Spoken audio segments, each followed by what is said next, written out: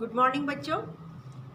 आज हम हिस्ट्री का चैप्टर 1 जो हमारा आधा हो चुका है उसको कंप्लीट करेंगे, ठीक है। और मुझे उम्मीद है कि पहले जो हमने लेसन पढ़ा है वो समझ में आया होगा और तुम बच्चों ने अपने आप भी उसको पढ़ लिया होगा, जो वर्कशीट दी गई थी वो कर ली होगी, ठीक है। आज हम पढ़ेंगे जर्मनी, इटली और ब्रिटेन में राष्ट्रवाद का निर्माण। तो जर्मनी, इटली का पहले हम पढ़ेंगे। इसमें है जर्मनी, क्या सेना राष्ट्र की निर्माता हो सकती है? क्या सेना राष्ट्र की निर्माता हो सकती है?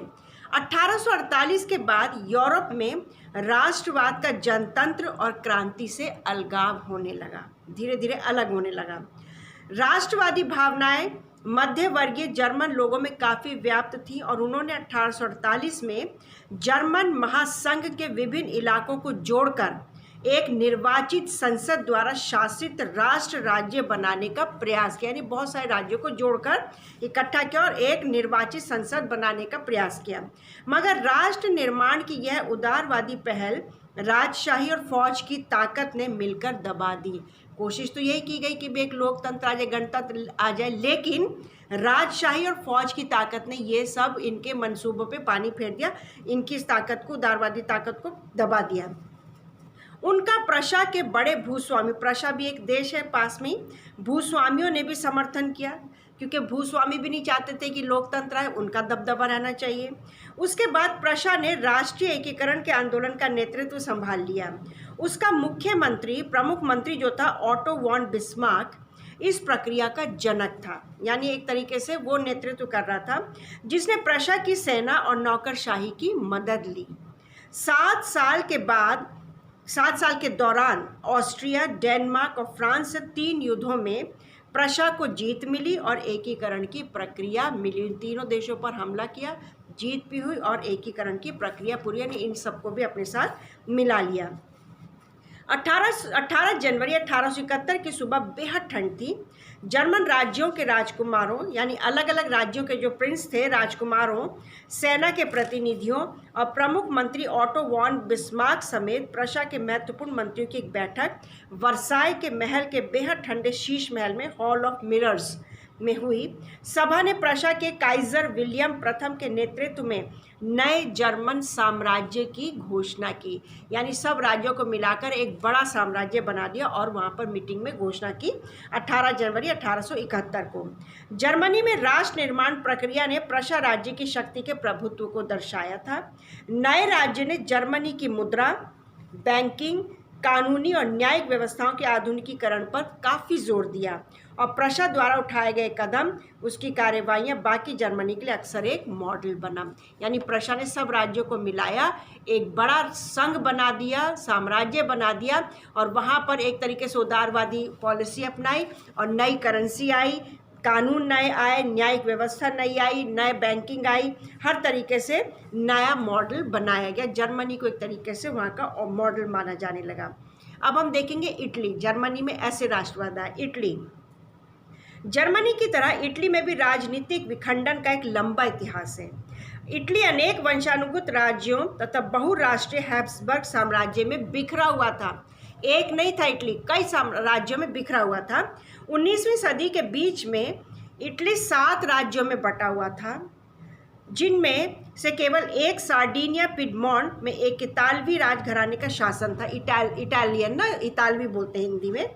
उत्तरी भाग ऑस्ट्रियाई हैब्सबर्गों के अधीन था। मध्य इलाकों पर पोप का शासन था, यानी जो क्रिश्चियंस में, रोमन कैथलिक्स में सबसे बड़े फादर जो होते हैं उनको पोप कहा जाता है। मध्य इलाकों पर पोप का शासन था। यानी हम देख रहे हैं कि इटली 7 साम्राज्यों में बटा हुआ था। एक पर तो था राजघराने का शासन, उत्तरी भाग पर ऑस्ट्रियाई हैब्सबर्ग का शासन था, मध्य इलाकों पर पोप का शासन था और दक्षिणी क्षेत्र स्पेन के बूर्बो राजाओं के अधीन थे। इस तरीके से इटली बटा हुआ था। 1830 के दशक में ज्यूसेप्पे मैत्सनी ने एकीकृत इतालवी गणराज्य के लिए एक सुविचारित कार्यक्रम प्रस्तुत करने की कोशिश भी की। उसने अपने उद्देश्य के प्रसार के लिए यंग इटली नामक एक गुप्त संगठन भी बनाया। हमने सीखा था ना पहले, यंग इटली, ज्यूसेप्पे मैत्सी ने गुप्त संगठन बनाया था, अंडरग्राउंड मूवमेंट था ये। 1831 और 1848 में क्रांतिकारी विद्रोहों की असफलता से युद्ध के जरिए इतालवी राज्यों को जोड़ने की जिम्मेदारी सार्डिनिया पिडमोंट के शासक विक्टर इमैनुअल द्वितीय पर आ गई। इस क्षेत्र के शासक अभिजात वर्ग की नज़रों में एकीकृत इटली उनके लिए आर्थिक विकास और राजनीतिक प्रभुत्व की संभावनाएं उत्पन्न करता था। मंत्री प्रमुख कावूर, जिसने इटली के प्रदेशों को एकीकृत करने वाले आंदोलन का नेतृत्व किया था, ना तो एक क्रांतिकारी था और ना ही जनतंत्र में विश्वास रखने वाला था। यानी एक व्यक्ति था कावूर, वो ना तो एक क्रांतिकारी था, ना ही वो जनतंत्र में विश्वास रखता, लेकिन फिर भी उसने इटली को एक करने की पूरी कोशिश की। इतालवी अभिजात वर्ग के तमाम अमीर और शिक्षित सदस्यों की तरह वह इतालवी भाषा से कहीं बेहतर फ्रेंच बोलता था। हालांकि था तो वो इतालवी, लेकिन फ्रेंच भाषा बहुत अच्छी बोलता था। फ्रांस से सार्डिनिया पिडमोंट की एक चतुर कूटनीतिक संधि, जिसके पीछे कावूर का हाथ था, से सार्डिनिया पिडमोंट 1859 में ऑस्ट्रियाई बलों को हरा पाने में कामयाब हुआ। नियमित सैनिकों के अलावा ज्यूसेppe गैरिबाल्डी के नेतृत्व में भारी संख्या में सशस्त्र स्वयंसेवकों ने इस युद्ध में हिस्सा लिया। 1860 में वे दक्षिण इटली और 2 सिसिलियों के राज्य में प्रवेश कर गए और स्पेनी शासकों को हटाने के लिए स्थानीय किसानों का समर्थन पाने में सफल रहे। यानी दूसरे देशों का कब्जा था, उन सबको हटाने में ये लोग सफल रहे। 1861 में इमैनुअल द्वितीय को एकीकृत इटली का राजा घोषित किया गया। जब पूरा इटली एक हो गया तो ये जो इमैनुअल था, इमैनुअल द्वितीय, उसी को वहाँ का राजा घोषित किया गया। मगर इटली के अधिकांश निवासी, जिनमें निरक्षरता की दर काफ़ी, यानी काफ़ी जो अनपढ़ लोग थे, अभी भी उदारवादी राष्ट्रवादी विचारधारा से अनजान थे। उन्हें मालूम नहीं था कौन सी विचारधारा चल रही है। दक्षिणी इटली में जिन आम किसानों ने गैरिबाल्डी को समर्थन दिया था, उन्होंने इटालिया के बारे में कभी नहीं सुना था और वे मानते थे कि ला टालिया विक्टर इमैनुअल की पत्नी थी। यानी वो इटालिया को सोचते थे, ला टालिया कह रहे हैं, और ला टालिया जो थी वो विक्टर इमैनुअल की पत्नी थी। यानी अनपढ़ लोगों को मालूम ही नहीं था कि देश के अंदर क्या चल रहा है, कैसे एकीकरण हो रहा है। तो इस तरीके से जर्मनी को एक करके, सारे राज्यों को एक करके साम्राज्य बनाया गया। इटली का एकीकरण किया गया, जो कि 7 उसमें बटा हुआ था, उनको एक करके इकट्ठा करके किया गया और साम्राज्य बनाया गया। अब हम देखेंगे ब्रिटेन। ब्रिटेन में कभी ऐसा नहीं हुआ। ब्रिटेन ने दूसरे देशों पर तो शासन किया, पर ब्रिटेन के साथ ऐसा कभी नहीं हुआ। लेकिन क्या हुआ ब्रिटेन में, वो देखेंगे। कुछ विद्वानों ने तर्क दिया है कि राष्ट्र या राष्ट्र राज्य का मॉडल या आदर्श ग्रेट ब्रिटेन है। ब्रिटेन में राष्ट्र राज्य का निर्माण अचानक हुई कोई उथल पुथल या क्रांति का परिणाम नहीं था। यह एक लंबी चलने वाली प्रक्रिया का नतीजा था। 18वीं सदी के पहले ब्रितानी राष्ट्र था ही नहीं। 18th सेंचुरी से पहले ब्रिटानी राष्ट्र नहीं था।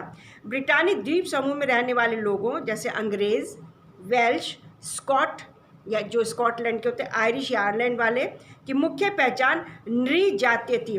नृजातीय वो होते बेटा जो एक साझा नस्ली, जनजाति या सांस्कृतिक उद्गम और पृष्ठभूमि, जिसे कोई समुदाय अपनी पहचान मानता है, नहीं, एक साझा मिक्स कल्चर होता है इनका, वो नृजातीय कहलाते हैं। तो यहाँ पर ब्रिटेन में 18वीं सदी से पहले वही सब था।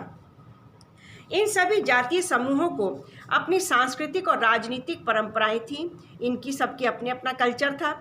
लेकिन जैसे जैसे आंग्ल राष्ट्र की धन दौलत, अहमियत और सत्ता में वृद्धि हुई, वह द्वीप समूह के अन्य राष्ट्रों पर अपना प्रभुत्व बढ़ाने में सफल हुआ। एक लंबे टकराव और संघर्ष के बाद आंग्ल संसद ने 1688 में राजतंत्र से ताकत छीन ली।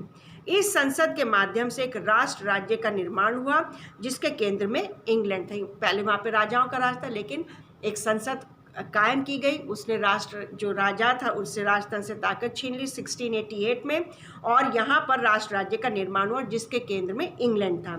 इंग्लैंड और स्कॉटलैंड के बीच एक्ट ऑफ यूनियन 1707 से United kingdom of great Britain का गठन हुआ। उससे पहले United kingdom of great Britain नहीं कहा जाता था। ये 18वीं सदी से पहले सब अलग अलग था, लेकिन फिर इन सबको एक किया गया और 1707 से United kingdom of great Britain का उदय हुआ। इससे इंग्लैंड व्यवहार में स्कॉटलैंड पर अपना प्रभुत्व जमा पाया, प्रभुत्व अपना स्कॉटलैंड पर जमा लिया। इसके बाद ब्रितानी संसद में आंग्ल सदस्यों का दबदबा रहा। एक ब्रितानी पहचान के विकास का अर्थ यह हुआ कि स्कॉटलैंड की खास संस्कृति और राजनीतिक संस्थानों को योजनाबद्ध तरीके से दबाया गया।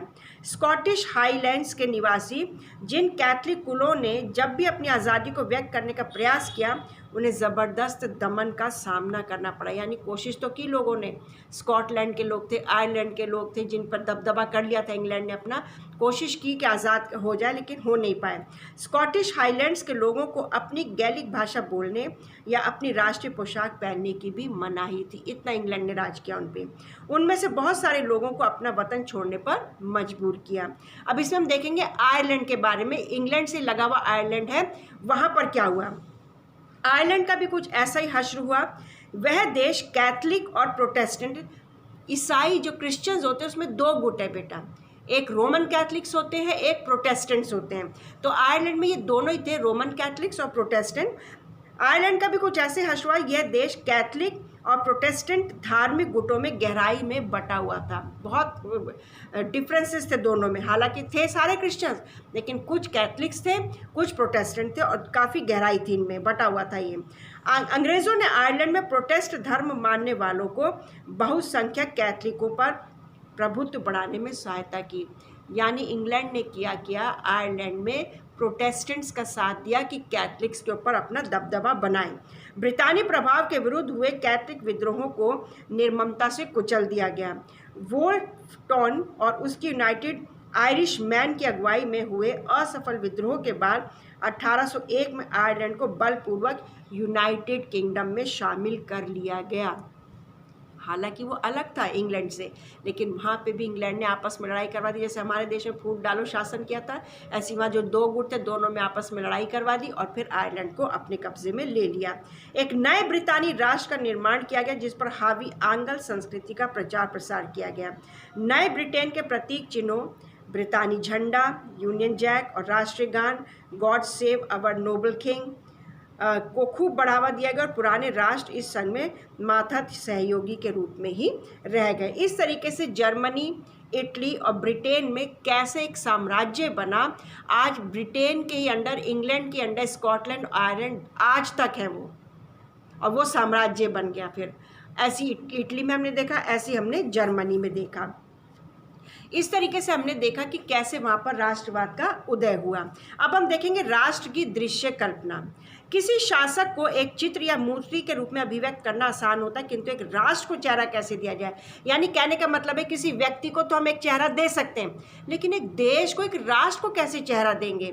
और हम शुरू से देखते आ रहे हैं, मैंने फ्रांस में भी देखा था कि कैसे एक राष्ट्र को इंसानी चेहरा दिया गया और ज़्यादातर नारी का ही रूप दिया गया, नारी के चेहरे में ही उनको बनाया गया है। इस तरीके से हमने देखा। आज जैसे हम देखते हैं इंसाफ को भी अगर हम देखते हैं तो वहाँ पर भी एक नारी का ही चित्र होता है, जिसकी आंखों पर एक पट्टी बंधी होती है, हाथ में तराजू होता है, वो भी एक नारी की ही प्रतिमा होती है। तो राष्ट्र को या किसी ऐसी चीज़ को दिखाना होता है, बड़े ग्रुप को, तो एक नारी के ही रूप में उसे दिखाया जाता है। इसी प्रकार के नारी रूपों का आविष्कार कलाकारों ने 19वीं सदी में किया। फ्रांस में उसे लोकप्रिय ईसाई नाम मारियान दिया गया, जिसने जन राष्ट्र के विचार को रेखांकित किया। उसके चिन्ह भी स्वतंत्रता और गणतंत्र के थे, लाल टोपी, तिरंगा और कलगी। मारियान की प्रतिमाएं सार्वजनिक चौकों पर लगाई गईं ताकि जनता को एकता के राष्ट्रीय प्रतीक की याद आती रहे और लोग उससे तादमते स्थापित कर सकें। मारियान की छवि सिक्कों, डाक टिकटों पर भी अंकित की गई। इसी तरह जर्मेनिया जर्मन राष्ट्र का रूपक बन गई। चाक्षुष अभिव्यक्तियों में जर्मेनिया बलूत वृक्ष के पत्तों का मुकुट पहनती थी, क्योंकि जर्मन बलूत वीरता का प्रतीक। यहाँ हम मतलब कहने का मतलब यह, हर देश में जब देश को किसी की प्रतिमा दी गई तो एक नारी के रूप में उसको प्रतिमा दी गई।